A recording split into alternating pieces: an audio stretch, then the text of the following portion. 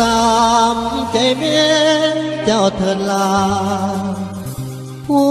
เพื่อนเลี้ยงเอามาผู้พันธานองใหญ่โอ้ยคนที่เพิ่นขาดไว้เป็นเคยนั่นบ่เป็นชายความที่อ้ายหักน้องกะหูอยู่น้องเต็มใจแต่ก็เบิดความหมายพ่อแม่นางเพิ่นสั่งอายเสียใจหลายได้ล่ะพออายเป็นชาวนาคนหากินเศร้าคำบ่มีแนวอวดโอเทียมทานผู้มีโอ้เอ้ยนี่น้อ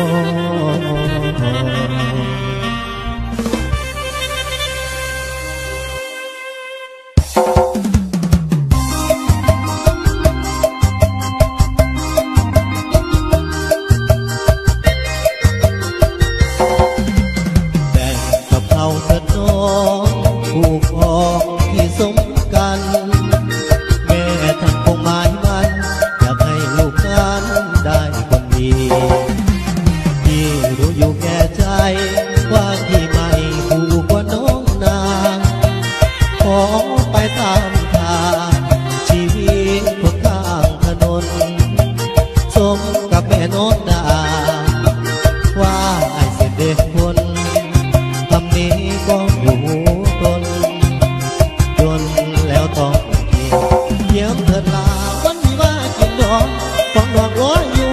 สู่เขาบ่ได้คนใดตำสกุลโลกที่วุ่นพื้นปวดแก้งสักสิ่งที่นี่เป็นคนทุกข์สู่บ่มีได้ไล่มันไปลูกเอ้ยอย่าสนมันเลยให้เสียเวลาใช่คนที่เหล่าเมายาอย่าให้มาใจพาบ้านเราเศร้าสุดทรมานเสียงคำประจานจากคุณนายเล็บแดงทุกข้างปล่อยแกล้งที่แสลงจำในดวงใจไปเถิดลาให้ตามใจเพิ่นสาเอาหน้าให้แม่ฟัดเข้าแก่เพิ่นเบาตัวเจ้าอย่าลืมขอให้แม่น้องหน้าใหญ่เท่ากองเพชรกับเศรษฐีเงินต่างอย่าข้างหลังขอเด้อน้อง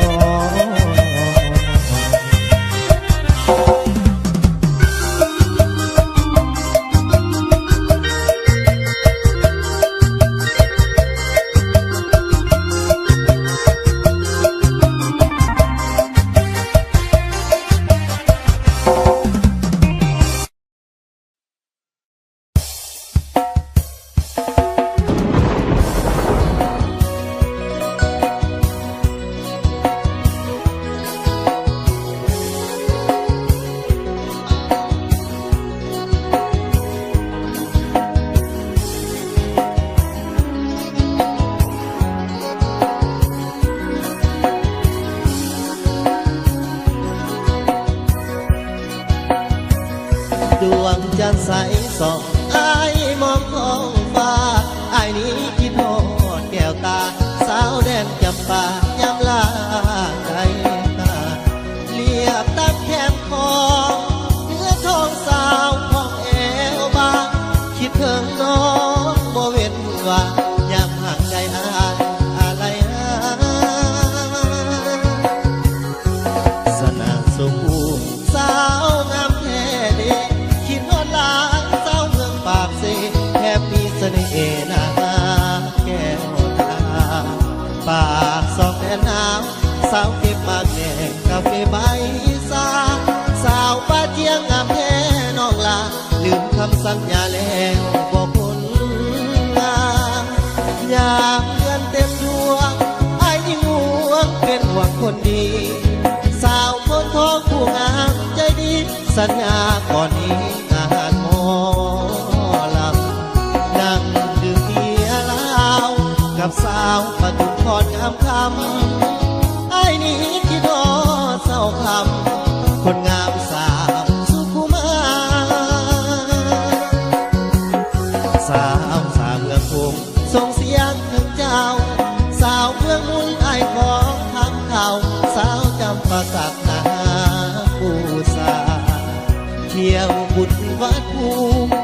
สามเพียงเขาเคยมีมาไอ้นี้ทักเจ้าแท่ละสาวแดนจำปาที่หักกา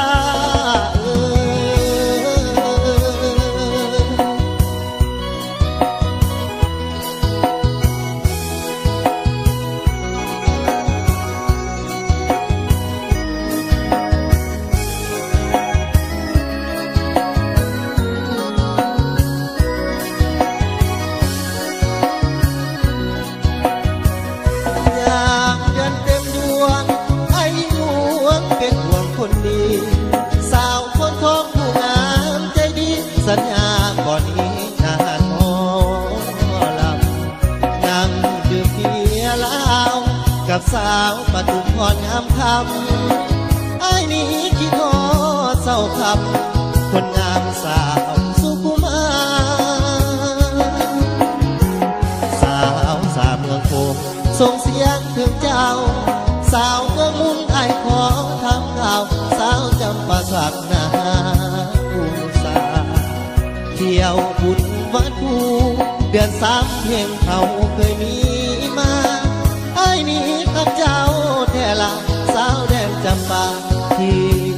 หักกา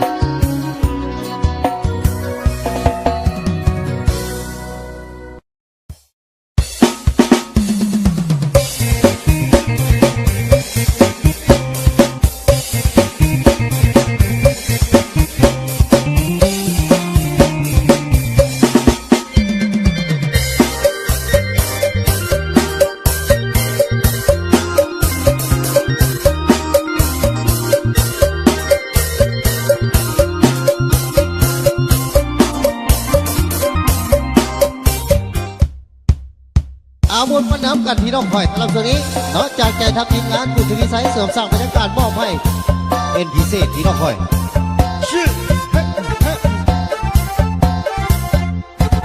คนจะตกอย่าไปเชื่อดวงดาวรักสาวอย่าไปไว้วางใจผู้หญิงเชื่อได้เมื่อไรที่เชื่อได้ก็คือแม่ของเรา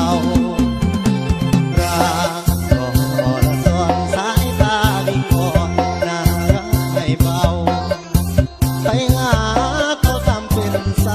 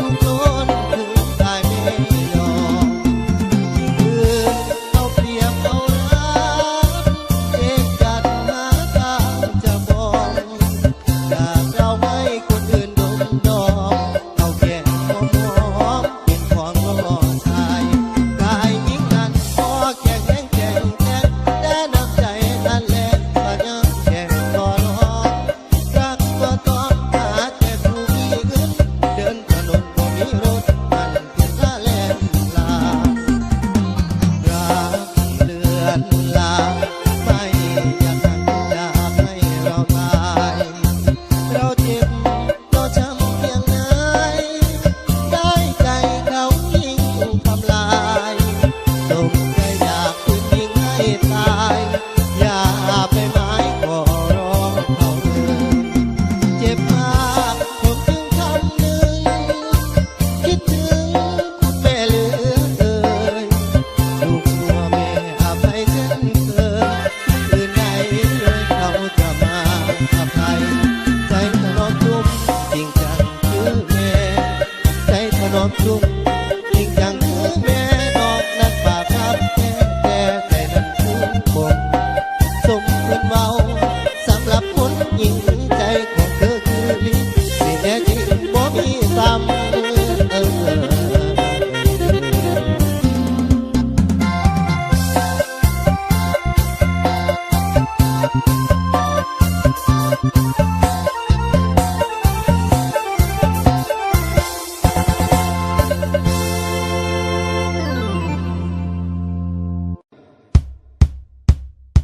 อาวุธมันน้ำกันพี่น้องคอยสำหรับส่วนนี้นอกจากใจทำทีมงานผู้ทวีไซส์เสริมสร้างบรรยากาศมอบให้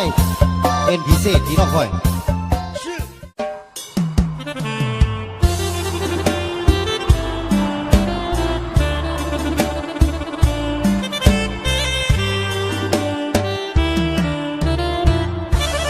อายมีค่าเพียงยาทำใจ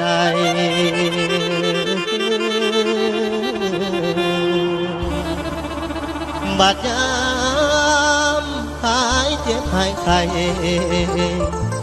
หายจากความเสียใจจะลืมอายแบบไรค่าละหอบความหักมาเป็นยาปานพาใจมาให้ช้ำคนทำร้ายหูบ่นอ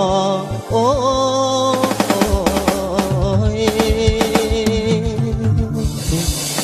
ละใจเอ้ยใจ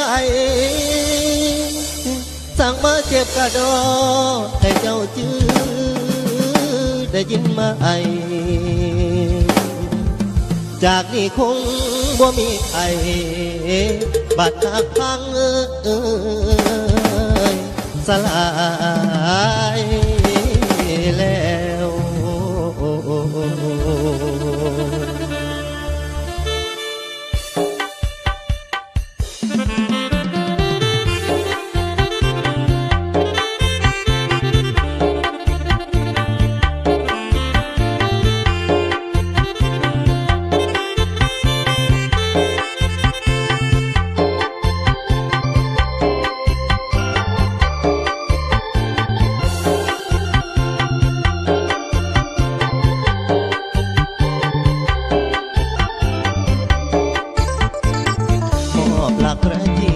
ใจมาให้เธอวันเจ้าเจอ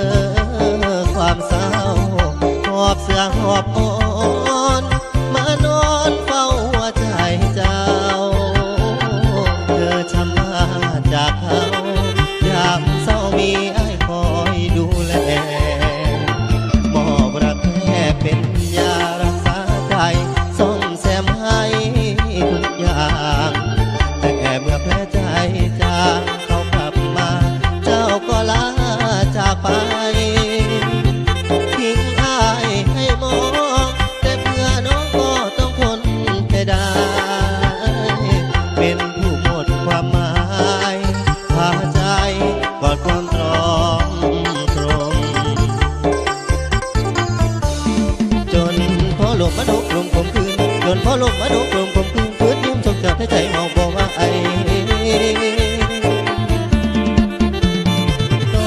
นี่กลายเป็นอ้ายต้องเอาเรื่องราวเก่าๆยังเฝ้าคอยย้ำถามใจช่วยเขาเยียวยาแต่รักษาตัวเองบ่ได้อยากเจ็บวิ่งจนหัวใจสุดวิสัยลบรอยความจำคำเอ้ยล่ะสิไปหักษาบ่ได้นอใจพี่คำเอ้ยล่ะสิไปหักษาบ่ได้นอใจพี่แม้เป็นแค่นี้บ่มีมือลบหายเจ้าที่ไม่ไว้กลางให้แก้กาป่าใช้ไว้อยู่กลางหน้าเก็บไก่เสียใจนักสอดสิไปบอกต่อพระไอเอารักมาให้เหมือนพาหัวใจมาเจ็บไม่มีทางเย็บแผลใจที่มันสลายหมดแล้วความหวังหมดพลังแรงใจ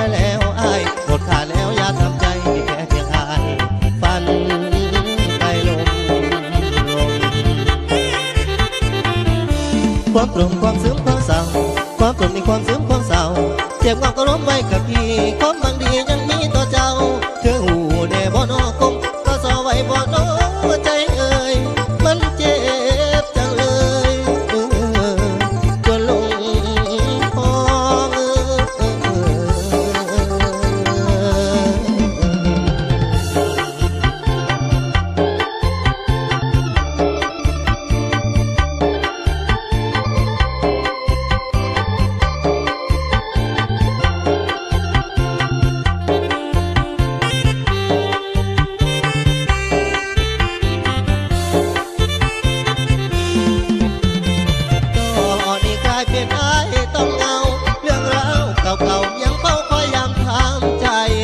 เขาเยียวยาแต่รักษาตัวเองบ่ได้ยามเจ็บวิ่งชนหัวใจสุดวิสัยโลกรอยความจำคำเวลาสิไปหาสาวบ่ได้นอใจพี่คำเวลาสิไปหาสาวบ่ได้นอใจพี่แผลเป็นเธอนี่บ่มีมือลมหายเจ้าที่หมายไว้กลางให้แก้มกาป่าใช้ไว้อยู่กลางหน้าแก้มไก่เสียใจนักสอดสิไปนอต่อพาไอเอารักมาให้เหมือนพาหัวใจมาเจ็บไม่มีทางเย็บแผลใจที่มันสลายหมดแล้วความหวังหมดพลังแรงใจแล้วอายหมดค่าแล้วยาทำใจที่แค่เพียงอายฝันไกลลงความตรงความซึมความเศร้าความตรงในความซึมความเศร้าเจ็บงอกกระร้มไว้กับพี่ความหวังดียังมีต่อเจ้าเชื่อหูเดบ่นอกมก็สอไว้บ่นอใจเอ่ยมันเจ็บจังเลยจนลงพอง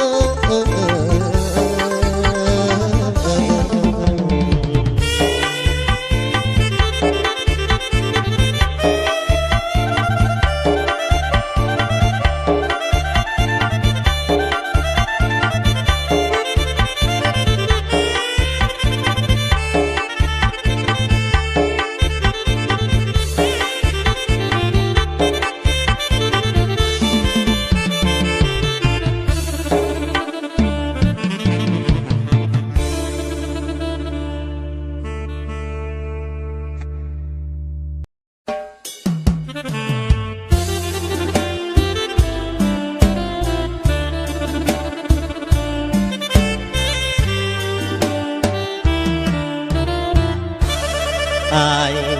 มีค่าเพียงยาทำใจ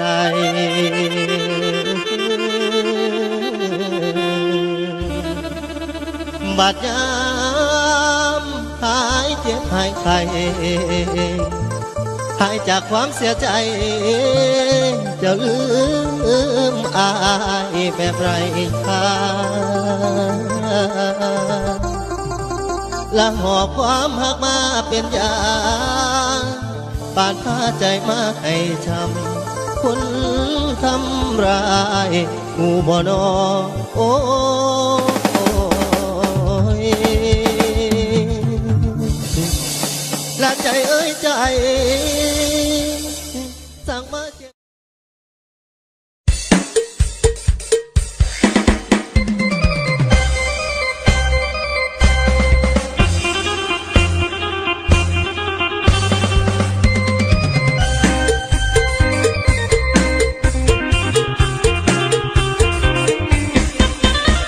วันงานเทศกาลผ่านมา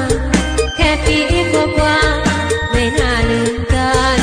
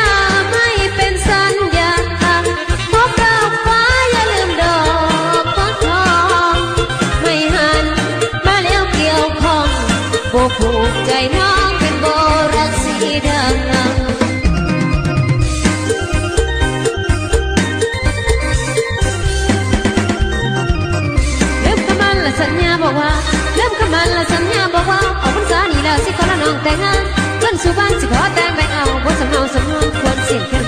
เสียงยังแววละติดหูน้องอยู่เสียงยังแววละติดหูน้องอยู่ให้สิบอกให้หูเป็นวันละอายชื่นใจผูกรักไว้โบรักสีดำและบ่จดจำเอาใส่ก็ไม่ใช่นะ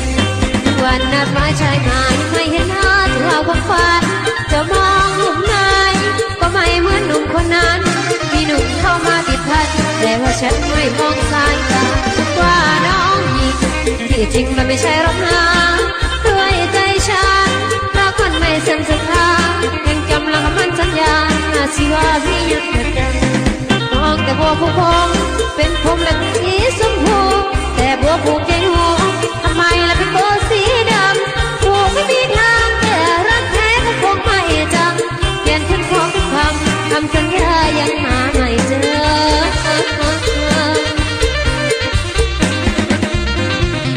คนเคยเจอละเมื่อหาว่าเวคนเคยเจอละเมื่อหาว่าเวอุกเกเรไม่ยังคิดพอหน้าสิเป็นรัฐาอยู่ใส่มันบ่ได้ใจรักผู้กินน้ำก็นิ่งเตรียมหมอนก่อนนุ่งเพื่อนเดือนเลื่อนไปเป็นปีสิ้นปีก็มีความหวังอับซ่อนรักปัญหาเช็ดหน้าก็ยังรูปหัวใจประกาหัวใจคุ้มฉันเหลือทนของฝากจากเขาให้เรามารับหมดใจแต่ทำไมใจเขาไปรักคนอื่นโบผูกผมผ้าเช็ดหน้าน้องขอส่งคืนเอาไปให้ยิ้มคนอื่นสำหรับน้องไม่ต้องมาโซทมเราความเจ็บความซ้ำแล้วทมเราความเจ็บความซ้ำบ่รักสิดังช้ำน้องหัวมุนส่งทุกคนหลอกลวงให้เกลียเสียงหัวโอบ่จะจำน้องและกำลังส่งทวงใจรักเขาลงคอยหัวใจกลุ้ม